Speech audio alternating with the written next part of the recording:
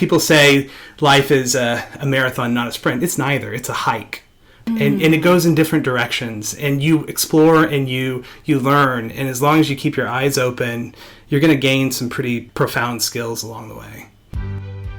Welcome to the Sharing Passion and Purpose podcast, a weekly podcast providing career and creative inspiration to help you build a purpose-filled life.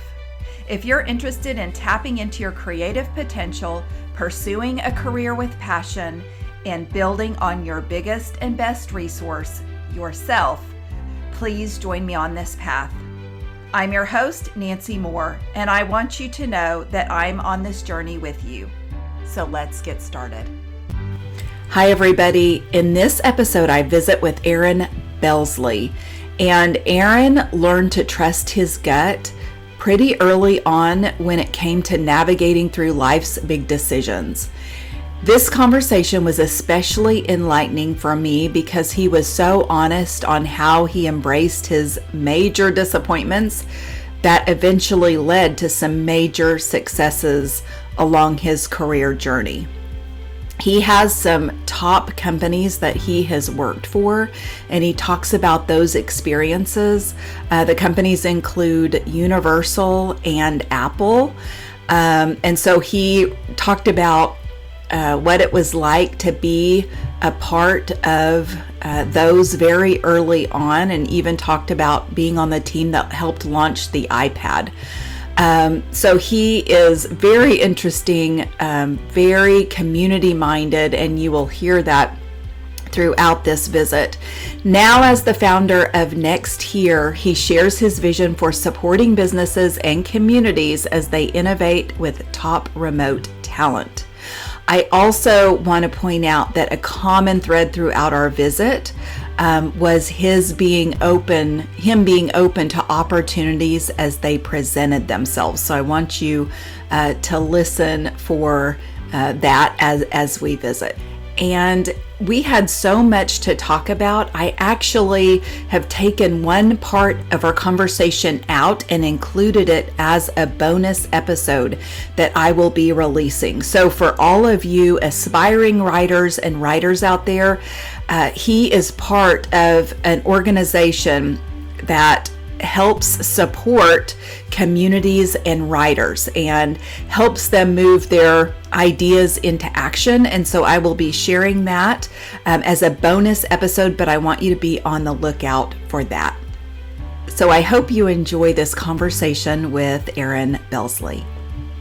Aaron Bolzle, thank you so much for being here. Welcome. Thank you so much for having me. Really appreciate you reaching out. Well, you have such a fascinating background, and we have a mutual friend.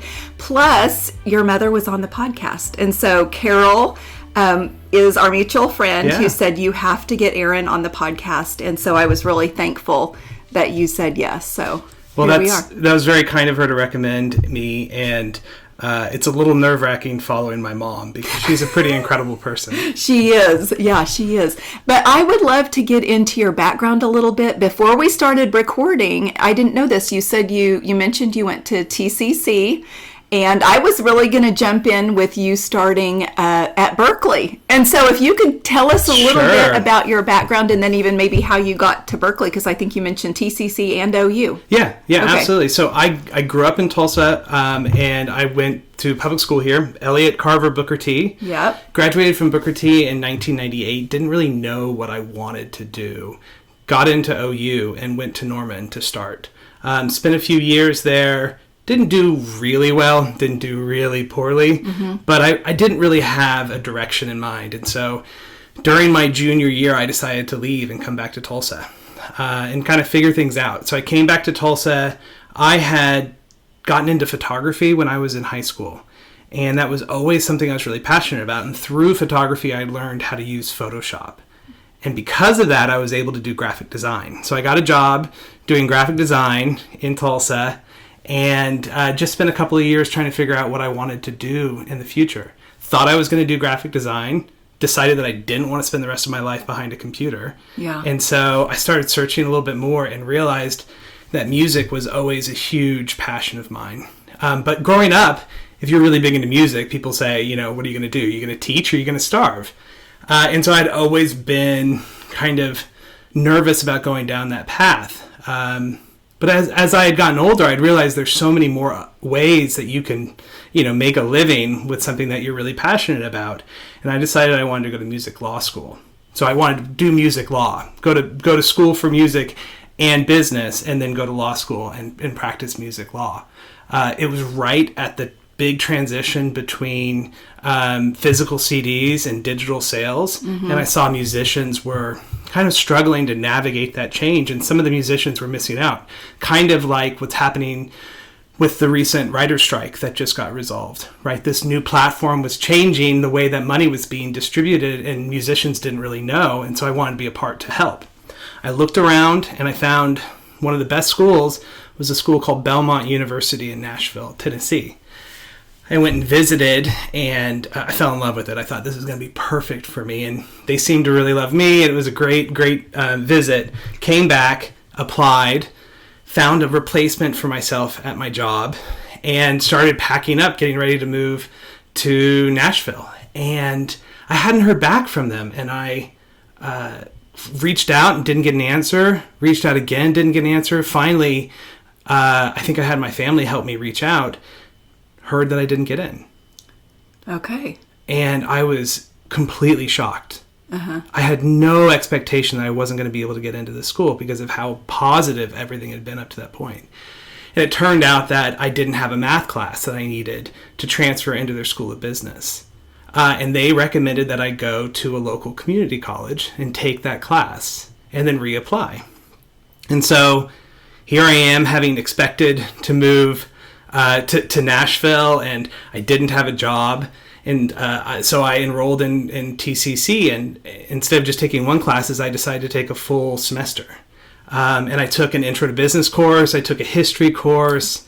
I took that math class that I had to take, and I had an extra credit, and I took a jewelry making class with a teacher there named Bill Deravier, who's no longer at TCC. He's since retired, but he's still teaching in Tulsa. And that semester was transformative for me. I did really well in those classes. It was the first time that I had felt that I was really performing well in school. And I think a lot of it had to do with me having a clear understanding about the direction I wanted to go. And I really excelled in the jewelry making class, something that I never thought I was going to do because of my relationship with Bill. He became a really, really powerful mentor, and he encouraged me to grow and to stay hungry. And, I talked to him about reapplying to Belmont, and he said, basically, go bigger. And that was when I decided to apply to Berklee College of Music, which was the #1 music school in the world, and I got in. And wow, so what to me is so amazing is that it's a really easy story to say that I came from Tulsa and I got into Berklee, but in reality, I failed twice before, and then TCC gave me a pathway to get to my dream school to finish my degree, and it was probably one of the most difficult and probably the best decisions that I've made. Okay. I love hearing that about TCC. And coming back to Tulsa, some people would think that, you're backtracking, you're, moving home, and you really embraced that opportunity. And then I feel like you kind of look for these, what can I learn from this? It was and you hard. embrace. It was absolutely hard, and you're right that a lot of people think it's a step backwards, but who cares what other people think? Exactly. And it's funny. I remember vividly. I was 21 years old, 22 maybe, and I was sitting with a friend at Kilkenny's who was back in town, and she was just about to finish her degree, and she just really flippantly said, "What does it feel like to be behind?" Oh. And I hadn't really thought of it that way, but it kind of got to me. What's amazing, though, is those same people who kind of thought that I was behind, all of a sudden were asking me for jobs not 5 years later. And so life is not this race. People say life is a marathon, not a sprint. It's neither. It's a hike, right? And it goes in different directions, and you explore and you learn. And as long as you keep your eyes open, you're going to gain some pretty profound skills along the way. So you did keep your eyes open, because from Berkeley, you went to Universal Music Group. That's right. Is that the right track? Okay. Specifically Verve Records and digital marketing. So you got in on, when you were talking about the music industry changing, you were kind of ahead of that curve and with them at the beginning of that. So what was it like to work at Verve? Yeah, well, first off, again, really clear transition, but in reality, it was far more complex. Oh, okay. Tell us. Had expected to go to law school after I had finished at Berkeley. I had been part of the music law group when I was there, and we put together a program called the Recording Artist Project, which was a partnership with Harvard Law School students and seniors at Berkeley who gave pro bono legal advice to area musicians. And so I built a really great relationship. I'm like, I'm going to go to Harvard. This is going to be great. I was also part of the Music Business Association, another student club, when I was at Berkeley. And we had a trip down to New York City to go visit alumni that were working in the music business industry in New York. And one of those alums they were working at Universal at Verve. And there was about 10 of us in a conference room with him. And he and I got into this conversation about the future of digital music. And I pushed back on him pretty hard about what I thought was going to happen. I wish I had a recording to see whether or not I was right. I don't remember at all. And as we left, he'd gotten quiet a couple of times during the conversation. And as I left, I thought, oh man, did I just put my foot in my mouth? Did I just ruin our relationship with Universal? And I got an email about 2 hours later with an internship opportunity. What an impression. And so, I reached out to him asking, can I move the internship from that summer to the fall semester? And they said, absolutely. And so I started as an unpaid intern. And within a month, that turned into a contractor position. And then in another month and a half, it turned into a full-time position. And so it was a really interesting path. But one other thing that I'll say is that I had never planned on doing an internship at a record label. I had actually planned on getting an internship at Apple. And I applied and put my heart and soul into this application process for this position at iTunes. And my best friend got it, and I didn't.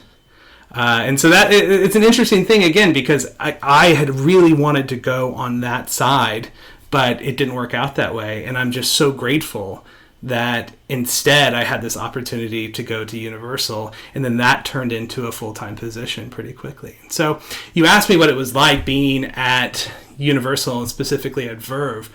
Well, 2.5 to 3 months into me working there, they had a major layoff. And so I joined a team of 80, and after the layoff, there was 14 left. And so all of a sudden, I had just gotten a position, and I was one of 2 people in a department trying to keep everything afloat. As we were going through this major transition in the music industry, there was a lot of downsizing happening in the mid-2000s to late 2000s. And so the first position that I had taken was actually as an admin for the president. And honestly, I can tell you that was another really good decision, because there was nothing better than being able to take all the phone calls of the people who are reaching out to the president and schedule the meetings and understand all the things that he's having to think about.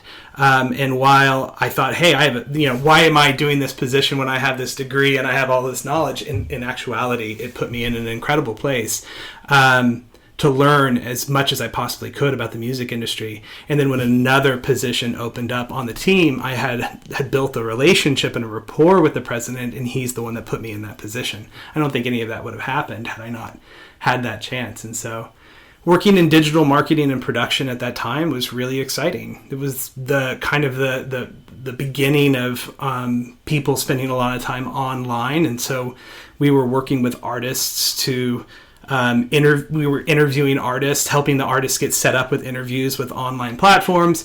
We were building digital versions, exclusive versions for different platforms like iTunes and Yahoo Music at that time, and other Target versions. I don't know if you remember that time, but everybody had their own exclusive version of the album, and that was part of what we did. So it was exciting, but it was also really stressful, right? Living in New York City, I did not get paid very well. There's always this idea that there's thousands of people waiting in the wings for your job. And so it was high pressure, for sure. There was not a lot of work-life balance. And living in the city, there wasn't a lot of money to go do really fun stuff. So it's kind of neat going back to New York now and having a little bit more resources to go like, oh, there was a nice restaurant around the corner? I had no idea. Yeah. Oh my gosh. That's amazing. I was wondering what attributed to you staying when there were 80 and, down to 14. So it was a technicality, honestly. I was the only person. I had just started as a contractor and I wasn't on the books. Right. So instead of getting a full-time position as a W-2 employee, I was a 1099 contractor. Oh, okay. I was hourly. And so I wasn't on the books. And so they couldn't rehire individuals that had just gotten laid off. And so I was technically not an employee, and they were able to hire me into this admin position that was necessary. It was a little complicated too, because there were people who had gotten let go who were a little bit bothered that I got to stay and take one of those positions. We've since patched things up and they're doing fine. Okay. But, I'm sure. But that was a lucky situation for sure. Okay, so that brings me to when you're saying that was a lucky situation. There are all these times when it seems like maybe you caught a break. But I'm wondering what you think about luck versus hard work and what played into your roles moving in your life. Yeah, I think that's a great question. I think luck, hard work, and perspective. I think you have to combine all three of those. There are certain moments that are absolutely lucky. I would say that the fact that I was a contractor and not a full-time position, that's a great example. But what would have happened had I not gotten hired and I had to go find something else? Would I have said that was lucky because now I'm in this new position that gave me all these opportunities? I think that hard work is absolutely part of it, but allowing yourself the freedom to change your perspective and to see opportunity with whatever comes your way. I think it's the friends that I've had through my life who have had the most frustration are ones that are extraordinarily rigid in their understanding of what they're supposed to accomplish. I'm sitting in front of you here with a life that looks absolutely nothing like what I thought it would look like at 18, at 25, at 30, even at 35. But in some ways, it's so much better than it could have ever been because I allowed myself the freedom and flexibility to change my perspective and to shift my goals based off of all the new information that I received. And that allowed me the freedom to take the opportunities as they came. And, my dad said to me very early on, whatever you do it with your whole heart and it'll come back to help you in one way or another. I told you I worked as a graphic designer. Well, when I got the internship at Universal, I knew how to make the newsletters.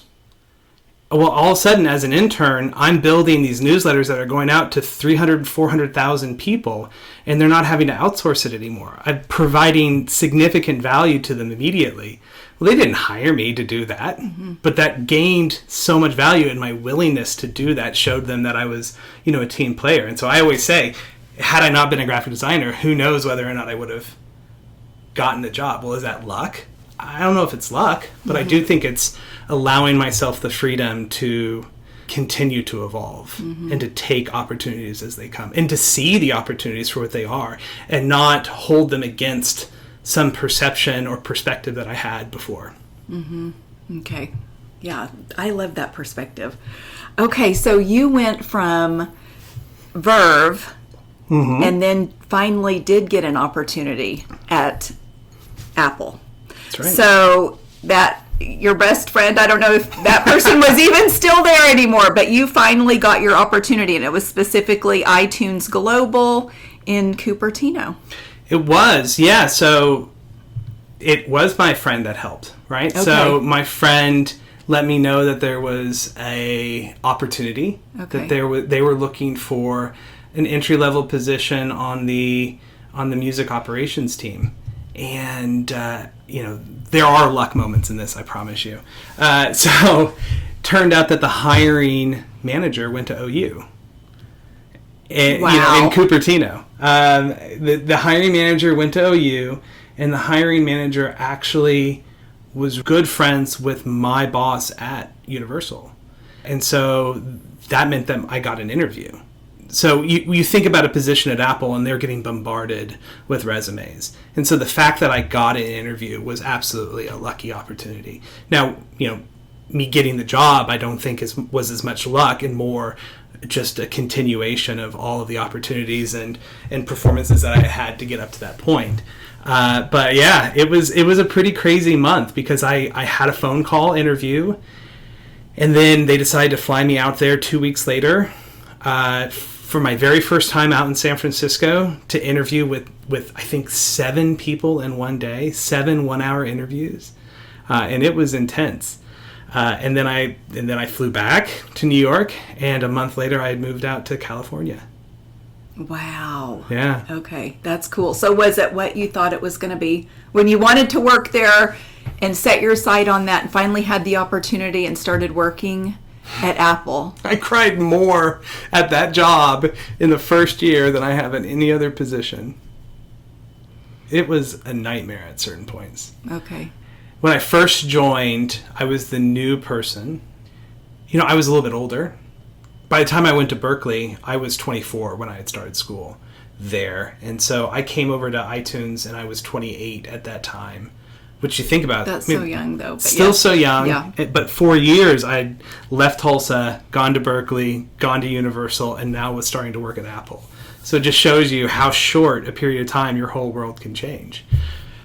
And, I think coming from a record label and the kind of ego that exists in the music industry, I probably tried to push a little too hard to be important, to hear my voice as well. And it didn't really work very well on that team. I don't want to get into too many details about the team dynamics, but it wasn't a really great team dynamic to start with.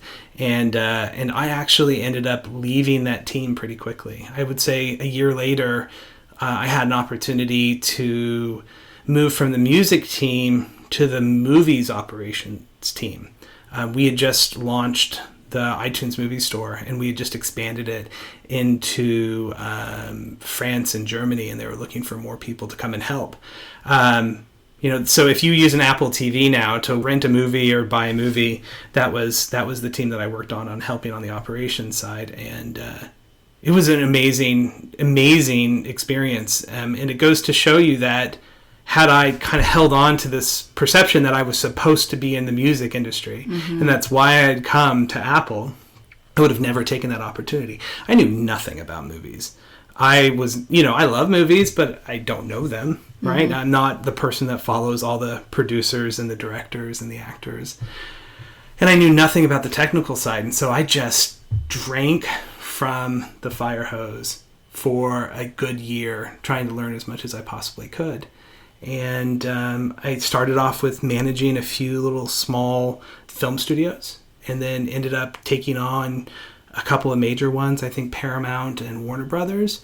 And then in about a year and a half, I was in charge of all of the studios. And so I was taking care of all of North America.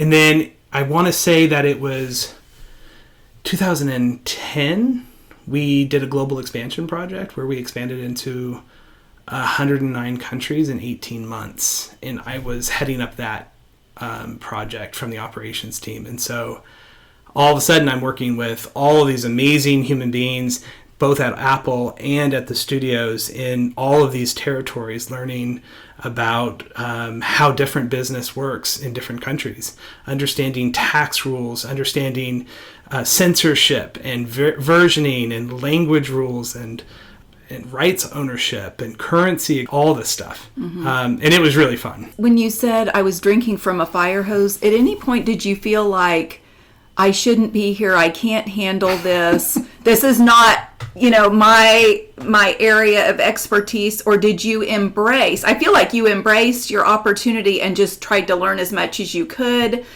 in that situation? What were your feelings, if I could take you back there at that point? I've always struggled with imposter syndrome. I've always felt like I shouldn't be, where I am. It's as I'm, entering my mid 40s, it's going away a little bit. But there was at no point did I feel like I deserved to be in the position that I was in, controlling as much as I did. I felt like I had to work really hard to make sure that I knew everything that I needed to know so that I didn't screw it up. Mm-hmm. And I think there's really great aspects to that, and I think there are really bad aspects to that. It's not the healthiest thing to do. But I think as I've gotten older, I've learned that everybody else was dealing with that same complex. They were all believing that they were imposters. So, the greatest thing that I've learned from that time looking back was team dynamics. There were so many questions that I didn't know the answer to. And my teammates had very much an abundance mindset. And so they felt extraordinarily comfortable sharing information and supporting each other and protecting each other. And that made all the difference in the world. Had I been on a team where I felt like my coworkers were going to try to take advantage of my weaknesses when I showed them, I don't think I would have made it through. But instead, those moments where I found to be wanting, right, to be wanting of information, they came and supported me. It's funny, I was in London last year, and I connected with one of my coworkers that I hadn't seen in a couple of years. And, it's funny how perception is, right? I thought everybody knew that I was the least knowledgeable on the team, and he was like, oh no, we all came to you most of the time for questions. You knew everything from this, and I was just like, what are you talking about? It's just a funny dynamic. We have to give ourselves grace, because if you're working hard and you're trying, chances are you're doing pretty well. Yeah. Okay. Yep. And I want to encourage people to ask questions. I feel like it's so important.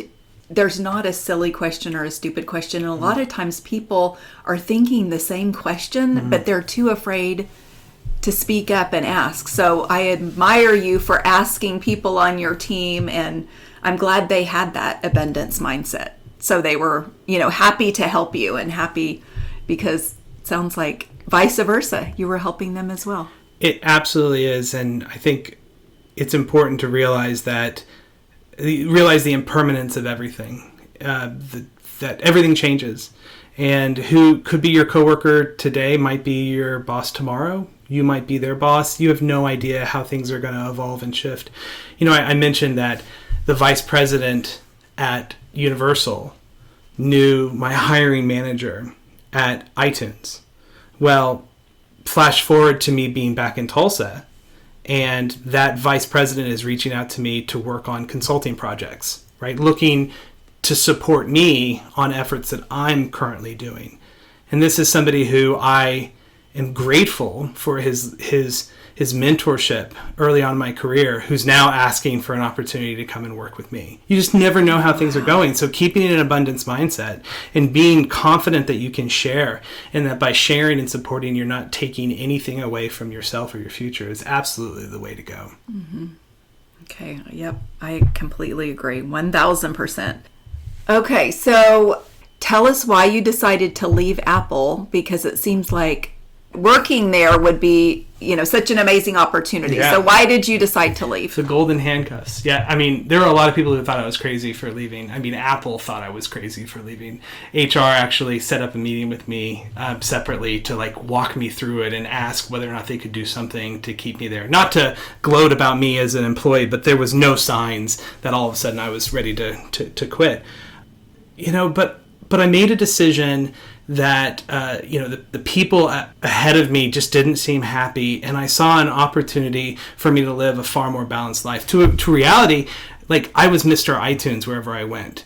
And that kind of was exhausting to a certain point, right? I just felt a sense that my identity wasn't there. And, people would ask, go around the table like, so what do you do for work? And I would say, at a party, this is what I do. And all of a sudden that's the only topic of conversation. It was kind of exhausting, but, I sometimes wonder, what if I hadn't left, right? I probably, by today's standards, by today's numbers, probably walked away from, I don't know, $2.5-3 million worth of shares that would have been given out. That would be nice. But who's to say whether or not, had I stayed in San Francisco, that I wouldn't have had to sell some of those shares to keep living in San Francisco, right? Who's to say that I would have not had something happen that would have prevented me from getting some of those shares? Who's to say I wouldn't have gotten fired at some point? Like, potential is always going to be greater than reality, right? And one of the hardest things that we do to ourselves is compare the reality that we have with the potential that we couldn't fathom, right? Because it's as big as you want it to be. Of course, if I could fathom that my life in San Francisco would be perfect and I'd be super happy working at Apple and I would never have had to sell any of my stocks, and I could be here at this table sitting here talking to you with an additional $3 million in my pocket, sure, that would have been a better decision.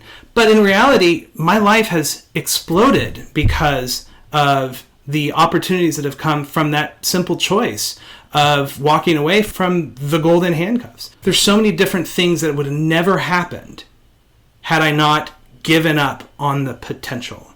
And so to me, we talk about giving ourselves grace. It makes no sense to sit back and think about what could have been. And I think it makes all the sense in the world to take that energy and continue to think about what could be if you just use that energy to continue to push things forward. Okay, so let's move on. I do want to touch on this, but I want to get to what you're currently doing. Sure.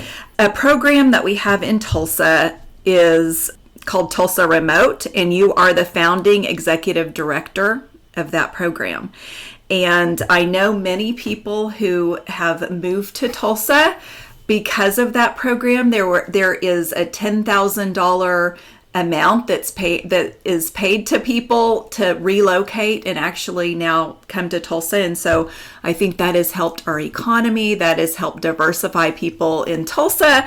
But I just would love for you to talk a little bit about how that got started and then a little bit about developing the program, because I think you're such a visionary. Well, thank you. Yeah, it's, again, a funny, not expected turn in my career trajectory. So I had worked at Apple for nearly a decade and decided to quit. We had just acquired Beats for $3 billion. I don't know if people who are listening to this remember that, but it was a pretty big deal at the time with Dr. Dre. And my bosses were,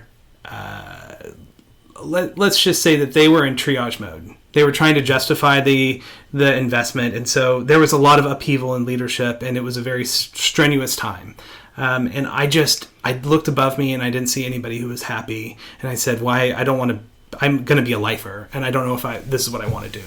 And so I thought, okay, after all the time and experience I've had, I'm going to go and consult. But before I do that, I'm going to go take a trip around the world. And so I quit in 2015, in September of 2015. And in October of 2015, I left for a year-long trip. And for the first 2 weeks, I brought my dad with me, which was pretty incredible. Oh, wow. So we flew into Beijing, and he had been out of the country once to France with my mom.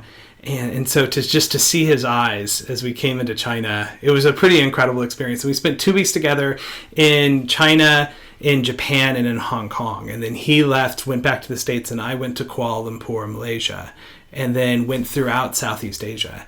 I ended up in Thailand, and I was off of the coast of Phuket on an island, and just sitting in the ocean, and I got up, and all of a sudden my knee went out. Turned out that I had done a full bucket handle tear of my medial meniscus, and I couldn't walk. I hobbled back to the hotel, and I did all I could, you grow up in sports, and especially in Oklahoma, and you have this like walk it off mentality. So I'm just in the pool just trying to get my knee to work again, and that was not a good idea. I ended up flying back to the States and having to have surgery. Or while I was recovering, because I had 9 months of physical therapy, I started consulting down in Los Angeles with all the studios. And when I got well enough to travel, I'd go down there every week. And so for a year, I was traveling from San Francisco to Los Angeles working, making stupid money. Mm-hmm. It was probably the most lucrative time of my entire life. It was pretty insane. And it was fun. But after about a year, I realized that I had no community in San Francisco. And I had no community in Los Angeles. Because I was living at a hotel in Los Angeles, and I was using my apartment to do laundry in San Francisco. And so I decided that I didn't need to live in San Francisco anymore. And I started thinking about moving to Los Angeles, and I did not want to move to Los Angeles. It's not that I didn't like the city. It was that the idea of starting over, I had already started over in Boston and in New York and in San Francisco, and now I'm going to do it a fourth time. It just seemed exhausting to me. And so I started thinking about what I wanted my future to look like. And at the same time, this was 2016. And the election had just happened. People were pretty frustrated about how the election turned out. And to a large extent, they were really critical of Middle America. And I realized that there was a real misconception about what people were like in Middle America. And I had been living all over, and every city I lived in, I kind of was an advocate for Tulsa, telling people, we don't all wear cowboy hats and ride our horses to school. I just told people how great my life was living in Tulsa and growing up here. And I decided at that point that I wanted to move back and try to make a positive impact in the city and potentially help change the perception of the city in the rest of the country and maybe the rest of the world. I initially thought that I was going to do a for-profit when I came to Tulsa. And so I was still consulting out in California. And I was working out of 36 Degrees North, which is a co-working space in downtown Tulsa. And I got to know a couple of different individuals that were working with the George Kaiser Family Foundation here in town. And one of those individuals asked if I had a little bit of time to help on a project. And they were going to do this really large marketing strategy. Well, long story short, that didn't end up happening. And I got the opportunity to run a component of the initiative, which is what ultimately became Tulsa Remote. And so I helped build Tulsa Remote off of the experience that I had had myself, working in San Francisco remotely, traveling quite a bit for work, feeling isolated, alone, watching my community kind of go away just because I'm not available all the time. And I thought, when I moved back to Tulsa, one of the big reasons why I wanted to move back to Tulsa was because of that foundation of community that existed here. And I thought, how great would it be if we put together an initiative that celebrated those components that were most valuable in this city? So people talk about the $10,000. This was meant to remove barriers that prevented people from considering moving to Tulsa. We weren't trying to get people who were in places completely happy, who all of a sudden made the decision to move because they were going to get money. No, these are individuals that were already considering a move, and they just hadn't considered Tulsa. So how do you make that a safe decision? Well, you remove the barriers, and one of the biggest barriers for people who are making good money in both, major cities on the East Coast and the West Coast is the cost of living.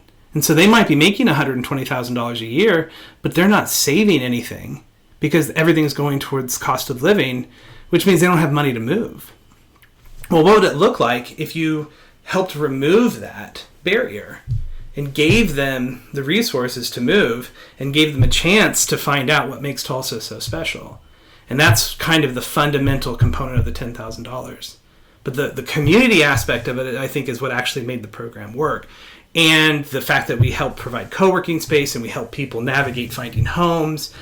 And we really tried to integrate them into the Tulsa community, because the whole opportunity with Tulsa Remote, as great as it is to bringing in new money and diversifying the people who are here, the real reason why I did this, why I was a part of it, was because I knew that ultimately the success that I had had in my life was born out of privilege.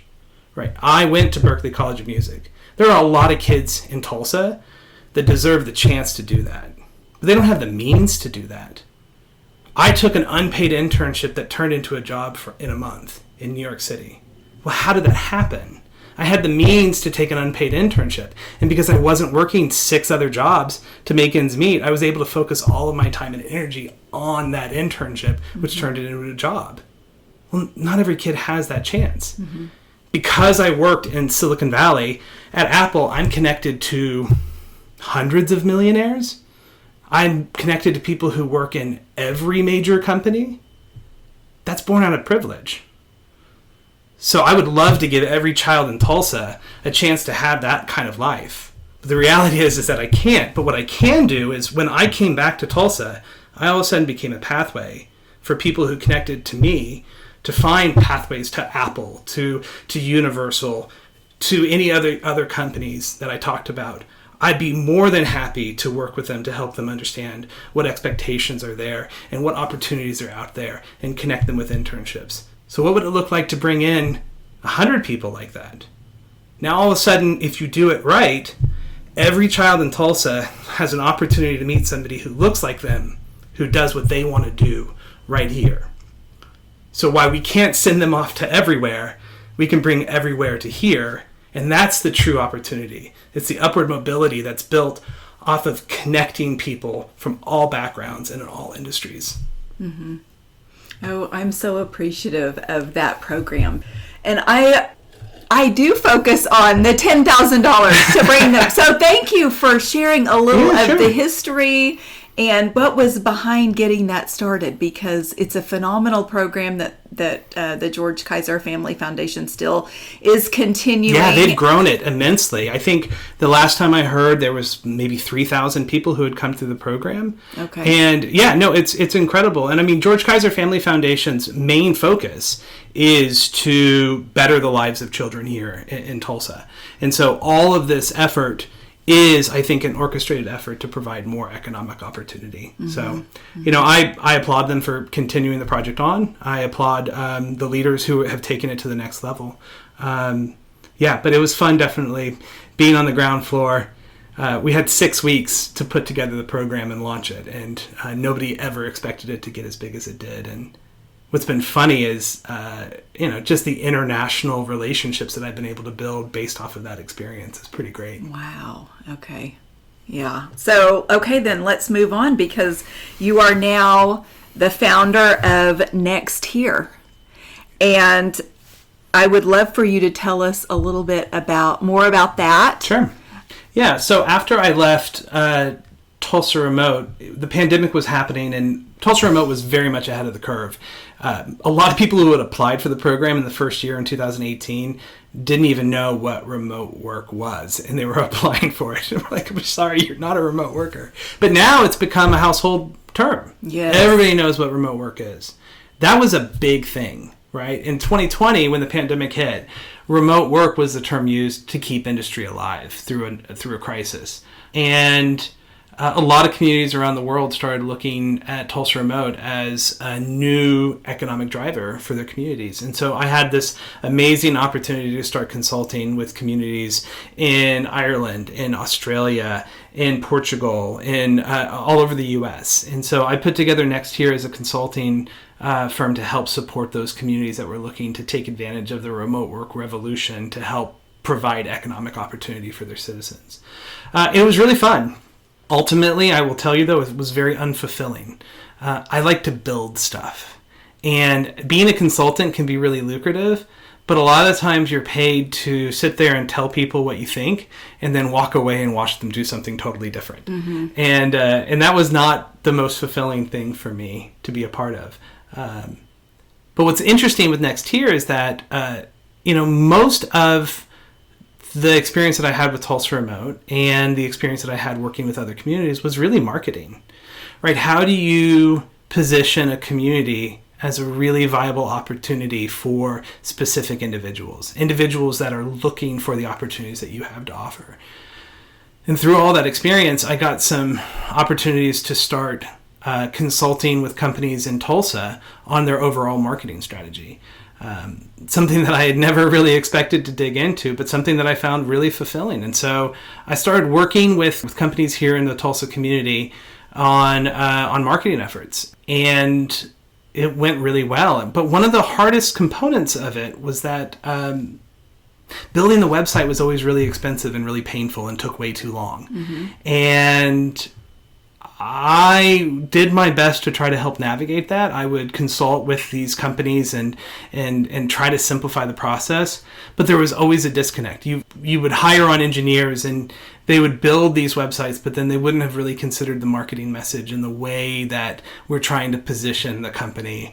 Or you'd work with a marketing company that had the website outsourced and you couldn't change anything after the fact and everything had to go through them. And it was really hard for smaller companies that don't have full-time team members on their team to support these efforts. So, funny story, I got COVID, and I was right in the middle of helping a company get a website built, and we had been very frustrated with the experience. It had taken over a year to get this website built. It had cost us close to $10,000, and it still wasn't doing what we wanted to do. And if you've ever been in a position where you're sick and bored of being sick, knowing that you shouldn't make big decisions but wanting to keep your idle hands busy, I just decided to build the website myself. And I did it in a day using some of the newer tools that were out there. And the client loved it.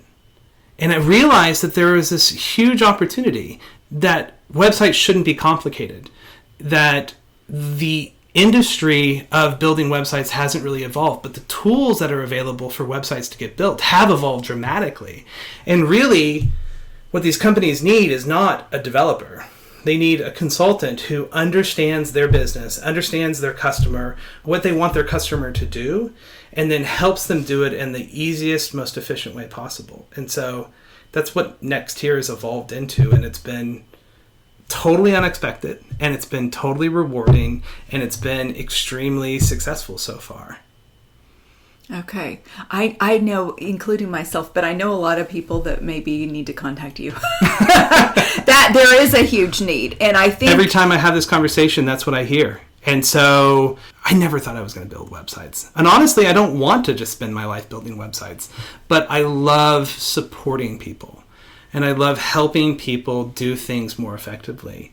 If I can be that support for them in that way, as executive directors of nonprofits and CEOs and leaders, you're expected to know so much, and there's just no way that you can know everything that you need to know. And so you have to trust people. Mm-hmm. And a lot of the times, the existing pathways for people to get websites built it's difficult to trust because they're feeding a model that's kind of outdated, and there's such an opportunity for disruption in that area. So, okay, and you're a change maker and a disruptor. So that's quite a combo. Okay, so I feel like there's so much more we need to talk about, but okay, so in wrapping up, you are, in my eyes, so successful and have been so successful. And I'm wondering if you would agree with that statement and how you would define success. As I've gotten older, I've evolved my thinking of success. When I left OU, I think I felt that inferiority complex kicked in pretty hard. And I felt like I had to catch up. And so my value was being successful, making good money, showing people that I was worthy. And I wore a lot of the accomplishments from major companies like a shield. And when I decided to leave Apple, it was a conscious decision to build my own identity outside of these brands that I had hid behind. And I came back to Tulsa, and I kind of stumbled into wearing another pretty big shield with the project that I helped build here. To me, success is tied to freedom. I get to wake up every single day and choose what I want to work on and with whom I want to work with. And to me, that's freedom. If I don't want to do what I'm doing right now, I will quit. I will just stop. That's freedom. I'm in a position financially where I could do that. I'm in I've built a structure that allows me to continue to do that. So to me, success is getting to wake up every single morning and making an active decision as to whether or not I want to do what I'm doing. That doesn't mean that there aren't days that I wake up and it's hard to push forward, but ultimately it's because I want to continue to do what I'm doing. Mm-hmm. I do not feel stuck. I do not feel obligated. I feel invigorated by the work that I'm doing. And to me, that is ultimate success. In other ways, I think that I've been less than successful, right? It's taken me a long time to figure out work-life balance. It's taken me a long time to stop worrying about what other people think. It's taken me a long time to stop looking for external validation. It's something that it's embarrassing to say that I've only recently kind of embraced and accepted is, you've gone through my resume today and we've talked a lot about the things that I've been able to accomplish. It's never enough. There was never a moment that I was like, look at me, I freaking did it. Never. And so after all those things that you've said, if I'm still not able to go, look at me, I did it, then obviously the validation has to come from somewhere else. And so I have learned to not look for the external validation, which means that I don't feel the need to share my success with everybody other than on this podcast. Thank you so much. But instead to find other ways to feel that affirmation that comes from within, that allows me to be far more resilient in the face of challenges, and to not put myself in a position where I'm asking myself, what have you done for me lately? And instead, been comfortable embracing the fact that it is a journey, it is a hike, there are ups and downs, but ultimately, if you keep your eyes open, you're going to learn a lot on the way. Okay, I love that. Well, with that, I'm going to wrap it up. I appreciate you talking to me today and being so open and honest about your life and what has brought you to this point. And I hope people check out what you're currently doing. But thank you so much for being here. Thanks for having me. Okay, everybody, that's a wrap on this week's episode. I want to thank you for listening to the Sharing Passion and Purpose podcast. It means the world to me, and I'd love to connect with you. Please follow me on Instagram, Facebook, and LinkedIn at Sharing Passion and Purpose, and Twitter at Passion Sharing. Also, if you like this podcast, it would mean a lot to me for you to subscribe, rate, and review it. And as always, all my show notes will be available on my website, sharingpassionandpurpose.com.